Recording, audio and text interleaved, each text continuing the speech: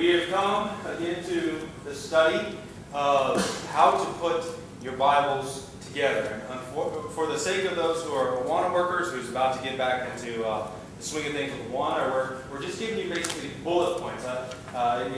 It's super frustrating for me to do this way because I want to give you all the minutia and everything that goes in it, but I have to make decisions. I have to limit myself, and so that's why you came in with an already filled out form. Because last week, everything I had said was just off the top of my head. I had a plan of doing something, and then I don't know what happened. I went off the deep end, and I just caught on something there. But hopefully, it was beneficial. So this time, I'm going to try to keep to what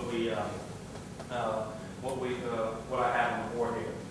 I've told you before that you break down the Bible into, I guess for lack of a better term, sections or periods. A good breakdown would be a 5-1 breakdown, which includes creation, fall, redemption promised, and was not on the board, redemption accomplished. Some people put those two things together. I separate them, and we'll see why in this study. And then consummation. What I did last week is I basically jumped straight to consummation. When all things are brought to close, I brought that in, which was helpful and beneficial. I really was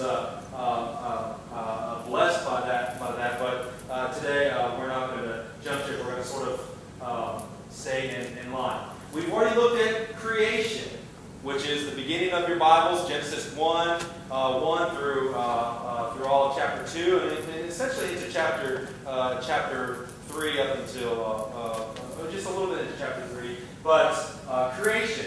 In creation, you have mapped out for you what Graham Goldsworthy, a theologian, calls the kingdom pattern, which I said is God's people in God's place under God's rule. The kingdom pattern. Now, if you take that kingdom pattern and you use it throughout your reading of the Bible, and you ask the question, okay, in this text that I'm reading, especially the Old Testament, very helpful in the Old Testament, who are God's people? Are they in God's place right now? Where are they located? Where's the story taking place? Like, for instance, the book of Ruth. Who are God's people? Who are the people there? It's Elimelech and his wife Naomi and their family, God's people. But are they in God's place? No, they went from Bethlehem to Moab because of a famine. They left and went to Bethlehem of Moab. Are they under God's rule? Obviously not, because the book of Ruth says that in the time that the judges ruled, so you look back at the book of Judges and you see how things go, the ebb and flow of the book of Judges. God's people Israel would disobey God or would fall after other gods or would sin against God, and God would either send a conquering army or a famine or something to chastise or to discipline Israel at that time, and they would cry out to God, and He would send a judge to deliver them. Well, the book of Ruth opens up. In the time of the judges, there was a famine in the land, so we know that God sent a famine. So God's people were being disobedient; they were not under God's rule. But then, as the book of Ruth unfolds, all of a sudden, who are the people of God? Is it just this family, Elimelech and Naomi and her sons, who are the people of Israel? No, it's actually now a woman named Ruth and her what eventually becomes her husband, Boaz. And Ruth is not an Israelite, but she becomes a people of God. You hear her confession. Do not leave me, or do not cause me to go away from you. Your people will be my people. Your God will be my God. And so she becomes God's people. She is outside the people of Israel, but she becomes God's people. They go back to Bethlehem, so she is in God's place.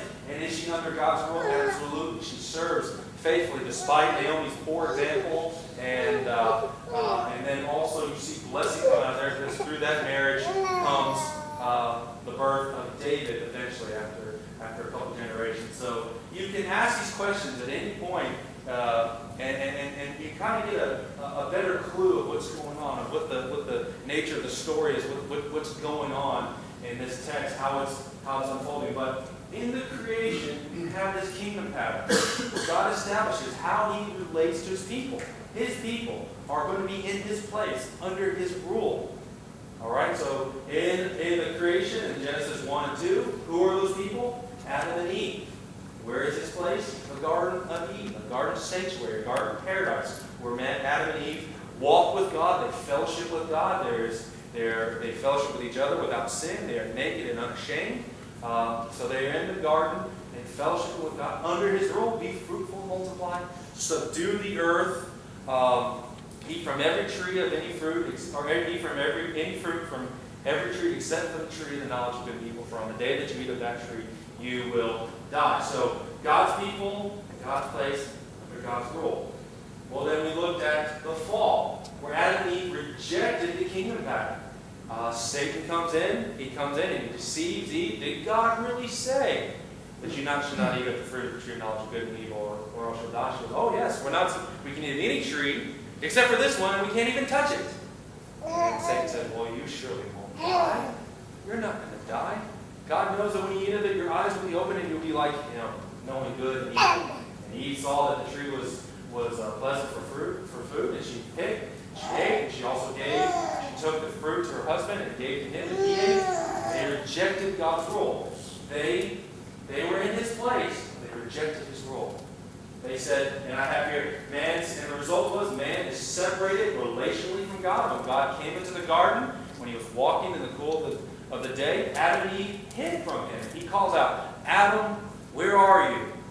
And this isn't a question of location, of GPS. God knew exactly where they were. It was a question of relationally. Where are you? We are separated. We are no longer in the same scenario. The kingdom pattern has been broken. Man is separated relationally from God. Man is eventually expelled from the garden. God sends him away. You cannot stay here lest you eat of the tree of the fruit of life, or the tree of life, and live forever. So He sends him out. Man seeks autonomy and freedom from God.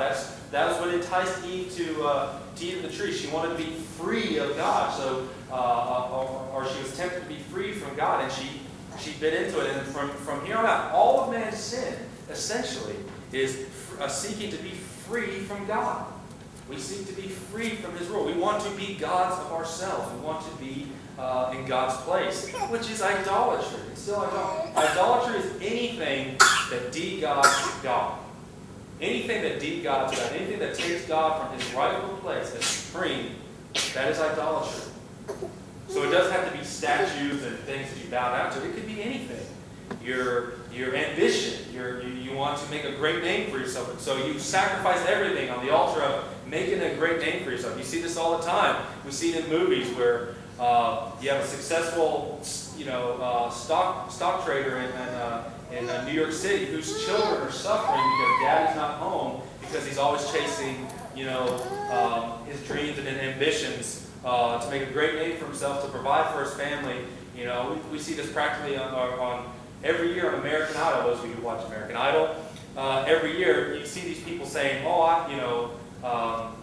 especially women saying, I want to make a better life for my family. Yet, in order to be on American Idol, they have to be separated from their family for that, that basically the whole length of the show. And then if they win, they get the contract and more separation from family. They say, I want the best for my family.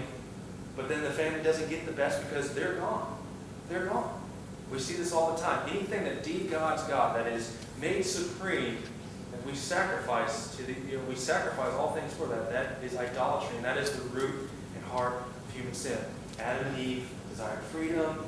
Man has desired autonomy from God from the start. We are running from God. That's why naturalism and Darwinism has taken off so much. Because if we came into existence by purely natural phenomena, meaning if we came into existence through purely natural happenings throughout history, we do not need God. We can write God out of the equation. There is no need for God. If we showed up completely natural, if you can completely explain our existence through natural explanation, things you can see, touch, taste, and feel, you have no need for God. Yet what does the Bible say? God created man in His image. Out of the dust He formed man. He breathed the breath of life into his nostrils. The Bible story says you cannot have existence apart from God. In the beginning, God created the heavens and the earth. Out of nothing, He spoke. He didn't roll up the sleeves, get his tools out, and take raw material and create. That's how we create. God created out of nothing. We need Him for our very existence. Our existence, our sustaining existence, we need God. And so we cannot remove Him from the picture. But man seeks autonomy. Man wants to be done with God. They want to be free from God. Why? Because then I can do what I want to do. If I don't have to answer to anybody at the end of the day, I can do what I want to do. And so we seek freedom from God. And we are striving to run away from God. And you say, well, okay, that's good for the atheists and those, but what about those people like who are trapped in Hinduism and there are 300 million gods? Well, there's a similar explanation. We want freedom from God, but say the Hindus who say, well, no, there's like 300 million gods. I think that's the number of Hindu gods. It's an astronomical number. Well, how do you explain they're buying into a religious system with a God? Well, this God is a God created by their own imaginations. And a God that needs to be served by their hands. Gods that need to be appeased by what they do, by their religious observances and practices and rituals. In essence, it's a God they can control. It is a God. That's why Jesus had such a problem with legalism. Legalism was the idea that by my behavior, by what it is that I do, I can obtain right standing with God. That is a means of controlling God. That is a means of manipulating God. Because if I come to you with my good works, and I meet all the checkpoints, I get all the checkpoints for good behavior, then I control God. Because God is appeased. I can appease God. I can make God happy by my. So if I don't really care about making God happy, sure, I'll kind of dip into this sin or that sin or whatever. Then when I want to be free from the guilt and the feelings of shame, whatever, then I'll just do better. And then there's that ebb and flow, whatever. And it's a means of controlling God. It's another means of idolatry.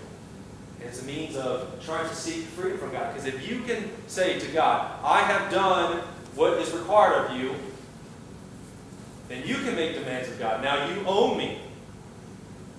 I've fulfilled my part, now you do your part. And there's this give and take. It's a sense of freedom and control. And ultimately, you try to stand above God. God will have none of it. None of it. He created us for a purpose. He rules over us. He's our rightful king. And we are to adhere to His standards, His ways, His means. His means are a lot more, I want to say, for lack of a better term, gentle. Because His way is a way of grace, a way of promise, a way of believe in the promises, believe in the gospel. You cannot work your way towards salvation. You will always fail because of your sin. But I will send my Son Jesus Christ to stand in your place, to fulfill the law on your behalf, and to die the death that sins. So, anyway, not to get too lost in that. Human autonomy. They try to seek freedom from God. All right, this is the nature of the fall.